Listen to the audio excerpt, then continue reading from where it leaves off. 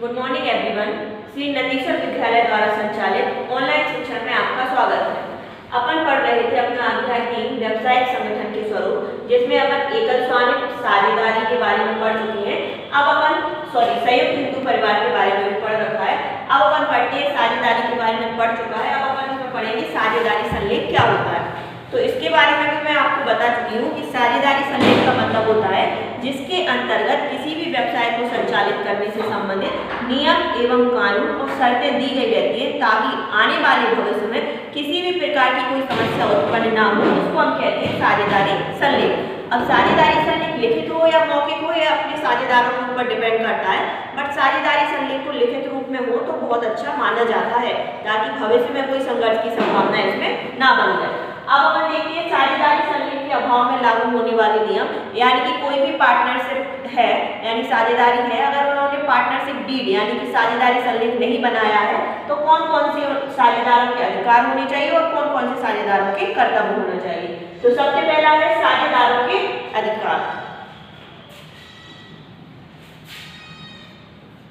इसमें पहला है संचालन एवं प्रबंध। इसका मतलब होता है कि साझेदारों के जितने भी साझेदारी में साझेदार रहते हैं उनके प्रत्येक साझेदार को क्या रहता है, अधिकार रहता है कि वो साझेदारी के संबंध में संचालन में भी भाग ले सकते हैं और उसका जो पूरा मैनेजमेंट है उसमें भी पार्टिसिपेट कर सकते हैं। मान लीजिए आप कोई साझेदारी का गठन करते हैं और आप उसमें एज अ पार्टनर यानी कि साझेदार के रूप में काम कर रहे हैं, तो ये आपका अधिकार है कि फर्म में किस प्रकार के काम चल रहे हैं आप उसमें पूरा पार्टिसिपेट कर सकते हैं। दूसरा होता है ब्याज की प्राप्ति। इसका मतलब ये होता है कि अगर किसी साझेदार ने फर्म को पूंजी उधार दी है यानी कि जितना उसको पूंजी लगानी थी उसके एक्स्ट्रा में अगर उसने पूंजी व्यापार में लगाई है तो उसे 6% वार्षिक की दर से क्या होता है, ब्याज की प्राप्ति होती है उसकी पूंजी पर। तीसरा होता है खाते बही का निरीक्षण। खाते बही जो आपने 11th में अकाउंट में पढ़ा होगा, जिसके अंतर्गत क्या होता है दिन प्रतिदिन के जो खर्चे होते हैं उनके बारे में पूरी डिटेल ली गई रहती है, किसको कितना पैसा दिया, कितना व्यापार में पैसा आया, सारे खर्चे उसमें दिए गए रहते हैं। तो इसमें भी साझेदारों को अधिकार रहता है कि फर्म की जो पुस्तकें हैं कि क्या व्यापार चल रहा है, कितना हमें प्रॉफिट हुआ है, कितना लॉस हुआ है, उन सारी चीजों को हमें निरीक्षण करने का अधिकार होता है। चौथा होता है व्यय की आपूर्ति। अब मान लीजिए आप किसी फर्म में साझेदार हैं, फर्म में एक कार है जिसको आप कहीं व्यापार के उद्देश्य से ले गए। अब रास्ते में वो कार क्या हुई, खराब हो गई, आपने उसको रिपेयर कराया, सही कराया, आपका 1000 रुपये खर्चा उसमें आ गया। तो अब वो 1000 रुपये खर्चा जब आपने अपनी जेब से दिया तो वापस आकर आप क्या कर सकते हैं, फर्म से वो 1000 रुपये रिटर्न ले सकते हैं। यानी कि संस्था के हित के उद्देश्य से कोई पैसा जो खर्च किया गया है उसकी व्यय की आपूर्ति आपको साझेदारी से ही हो जाएगी। तो ये होते हैं हमारे साझेदारों के अधिकार। अब हम देखते हैं साझेदारों के दायित्व क्या क्या होते हैं, यानी कि एक साझेदार जो कि साझेदारी फर्म में काम कर रहे होते हैं उनके दायित्व होते हैं कि कौन कौन सी रिस्पॉन्सिबिलिटी है जो उन्हें फर्म के प्रति निभानी चाहिए। तो सबसे पहला होता है संचालन। इसका मतलब ये है कि साझेदारी के अंतर्गत जितने भी साझेदार होते हैं उनको फर्म का संचालन करना चाहिए। ऐसा नहीं कि 4 साझेदार हैं तो 3 तो काम में लगे हुए हैं और एक साझेदार क्या हुआ, आकर बैठ गया और काम में कोई ध्यान ही नहीं दे रहा है, तो उसका दायित्व क्या बनता है, साझेदारी फर्म में संचालन करना। दूसरा होता है कर्तव्यनिष्ठ। कर्तव्यनिष्ठ का मतलब होता है अपने काम के प्रति जागरूक रहना।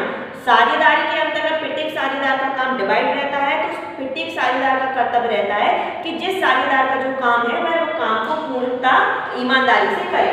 तीसरा होता है संपत्ति का प्रयोग। इसका मतलब ये होता है कि फर्म के अंतर्गत जो भी प्रॉपर्टी है वो चाहे मशीनरी हो, फर्नीचर हो, बिल्डिंग हो, कार हो, कुछ भी हो, तो प्रत्येक साझेदार को क्या करना चाहिए, उस संपत्ति का उपयोग केवल फर्म के हित में ही करना चाहिए। ऐसा नहीं कि उसको घूमने जाना था तो फर्म की कार को जाके ले गए और उसमें घूम आए। अगर वो ऐसा करते हैं तो अगर कोई नुकसान होता है तो उन्हें स्वयं के पैसों से उसकी भरपाई करनी पड़ेगी। कुल मिलाकर उनका दायित्व होता है कि फर्म की संपत्ति का उपयोग केवल वो फर्म के हित में ही करें। चौथा होता है हानि का बंटवारा। अगर साझेदारी फर्म के अंतर्गत किसी भी प्रकार की कोई हानि होती है तो वह हानि समस्त साझेदारों में बराबर बांटी जाएगी। लेकिन अगर किसी साझेदार की पर्सनल गलती की वजह से यानी कि खुद की गलती की वजह से फर्म की संपत्ति को हानि होती है या फर्म को हानि होती है तो वह हानि उस जो संबंधित जो साझेदार है जिसने गलती की है उसको ही वहन करनी पड़ती है। तो इस तरीके से साझेदारी के अधिकार और साझेदारी के दायित्व। अब साझेदारी का पंजीकरण जो कि अपन ने कल थोड़ा पढ़ लिया था उसके बारे में मैं आपको बताती हूँ। साझेदारी फर्म के अंतर्गत साझेदारी का जो पंजीकरण होता है वो ऐच्छिक होता है। आपको कराना है आप कराइए, आपको नहीं कराना है आप नहीं कराइए। लेकिन इसके अंतर्गत क्या होता है, अपन को क्या करना पड़ता है, साझेदारी फर्म रहती है उनको क्या होता है, राज्य में एक रजिस्ट्रार होता है जो साझेदारी फर्म का पंजीकरण करता है। अपन को क्या करना रहता है, साझेदारी से रिलेटेड जितने भी डॉक्यूमेंट्स होते हैं उन पर साझेदारों के हस्ताक्षर कर उस राज्य से संबंधित रजिस्ट्रार को देना पड़ता है। अब पंजीकरण के लिए एक निश्चित शुल्क रहता है, वो रजिस्ट्रार के द्वारा फिक्स रहता है। तो आवेदन फॉर्म भरकर वो रजिस्ट्रार के पास सारे जमा कराते हैं।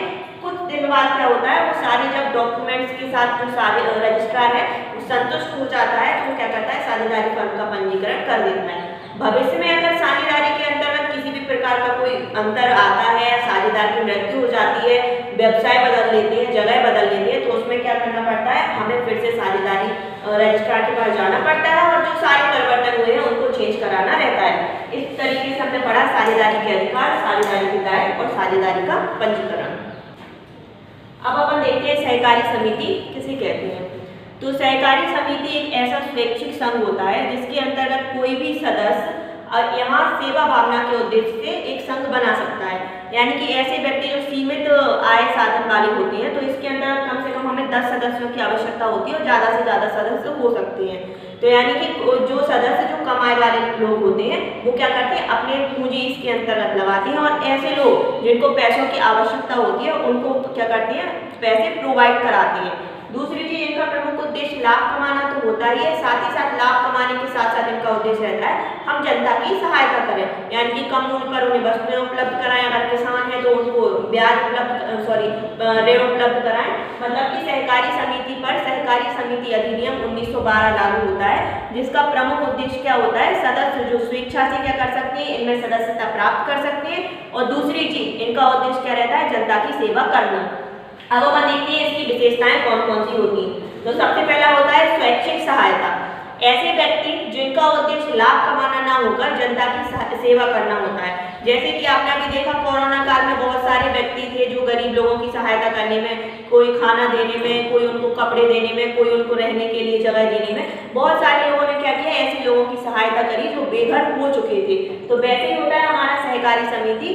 इसके अंतर्गत क्या किया जाता है, स्वैच्छिक सहायता दी जाती है लोगों को। अगर हम चाहें कि हम किसी व्यक्ति की सहायता कर सकते हैं तो हम इस फर्म के अंतर्गत पंजीकृत होकर, और दूसरी चीज क्या कर सकते हैं, अपना समूह बनाकर उन लोगों की सहायता कर सकते हैं जिनको सहायता की आवश्यकता होती है।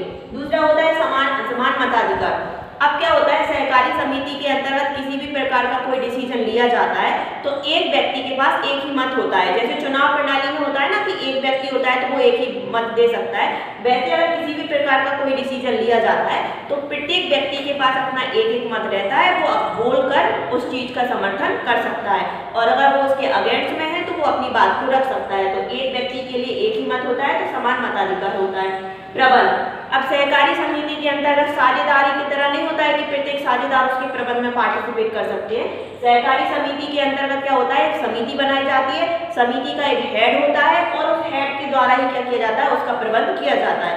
जैसे स्कूल में हेड कौन है, प्रिंसिपल सर है, प्रिंसिपल सर के द्वारा ये सारे डायरेक्शन दिए जाते हैं और उसी के अकॉर्डिंग काम किया जाता है। वैसे ही सहकारी समिति का प्रबंध किसके द्वारा किया जाता है, एक समिति के द्वारा बनाई जाती है और उसका जो हेड होता है उसका प्रबंध करता है। चौथा होता है पृथक वैधानिक अस्तित्व। अब जैसे अपन पढ़ रहे थे साझेदारी के अंतर्गत साझेदारी अधिनियम 1932 होता है, एकल स्वामित्व पर कोई अधिनियम नहीं लगता है, संयुक्त हिंदू परिवार पर संयुक्त हिंदू का स्वामित्व लगता है। वैसे ही सहकारी समिति पर इसका पृथक वैधानिक अस्तित्व होता है, यानी कि इस पर सहकारी समिति अधिनियम 1912 के जो नियम कानून है वह लागू किए जाते हैं। सेवा भावना। अभी अपन ने पैसे ही पढ़ा था कि जो सहकारी समिति बनाई जाती है उसको क्यों बनाई जाती है, जिसके कारण हम क्या कर सकते हैं, लोगों की सहायता कर सकते हैं जिनको सहायता की आवश्यकता होती है। तो ये हुई इसकी विशेषताएं। अब देखते हैं इसके गुण क्या होते हैं। सबसे पहला होता है गठन में सरलता। सहकारी समिति में कम से कम 10 सदस्य होना चाहिए, 10 सदस्य से ज्यादा सदस्य भी हो सकते हैं। तो इसके अंतर्गत इसमें कानूनी फॉर्मेलिटी अपन को पूरी करने की जरूरत नहीं होती है, केवल इसके जो नियम कानून है उसके द्वारा ही हम सहकारी समिति का क्या कर सकते हैं, गठन कर सकते हैं। दूसरा होता है खुली सदस्यता। अगर हम भी चाहें तो हम क्या कर सकते हैं, इसके सदस्य बन सकते हैं, लेकिन कुछ नियम कानून के अंतर्गत कि आप 18 वर्ष के होना चाहिए, आपको दिवालिया घोषित नहीं किया जाना चाहिए, मानसिक स्थिति आपकी सही होना चाहिए। तो कोई भी व्यक्ति जो सेवा भावना के उद्देश्य से इसका सदस्य बनना चाहता है तो वो इसका सदस्य बन सकता है।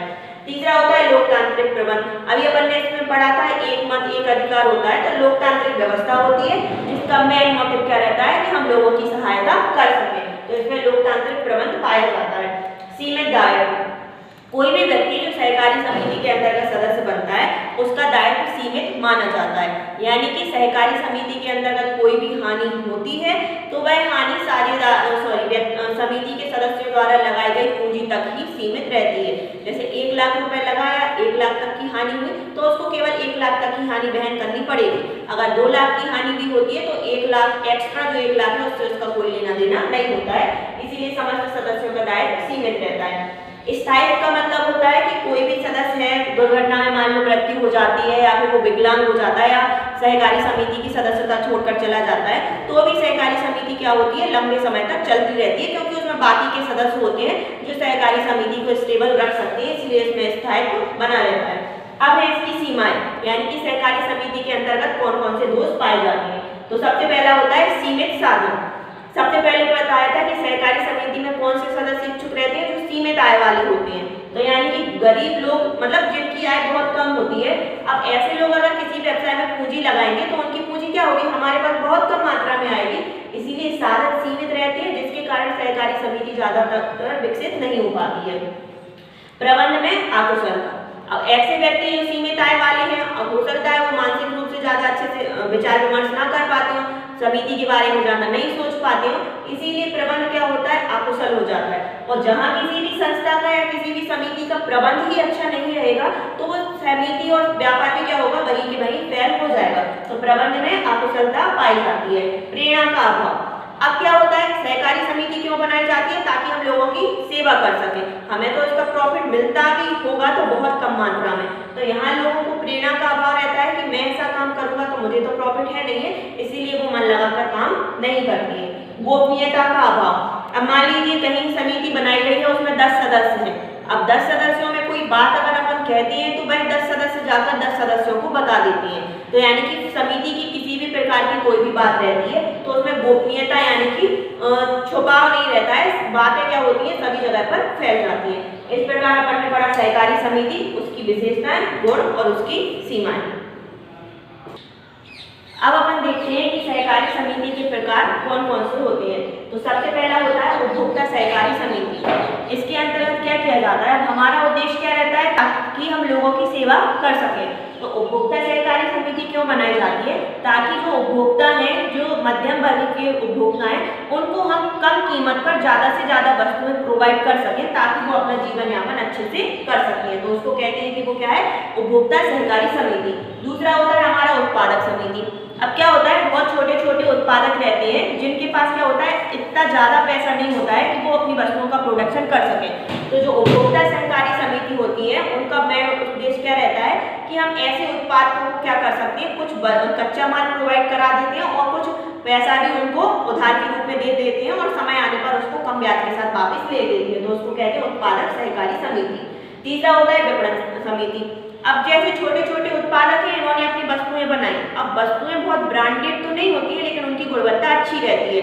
अब जो बड़ी बड़ी कंपनियां होती हैं वो क्या करती हैं अपनी अपनी वस्तुओं का क्या कर लेती हैं प्रोडक्शन भी कर लेती हैं और उसके बाद उनका प्रचार प्रसार भी कर लेती है। तो विपणन सहकारी समितियों का मतलब होता है ऐसे उत्पादक जो कि कम आय वाले होते हैं अपनी वस्तुओं का प्रोडक्शन करते हैं, तो उनकी वस्तुओं का प्रचार प्रसार विपणन सहकारी समिति के द्वारा किया जाता है।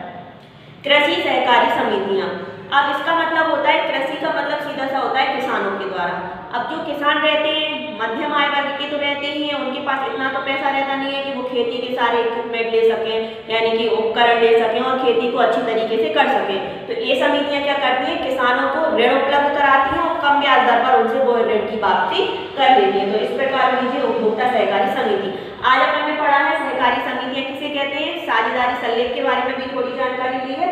नेक्स्ट वीडियो में अपन पढ़ेंगे कंपनी कैसे बनाई जाती है और कंपनी की क्या क्या विशेषताएं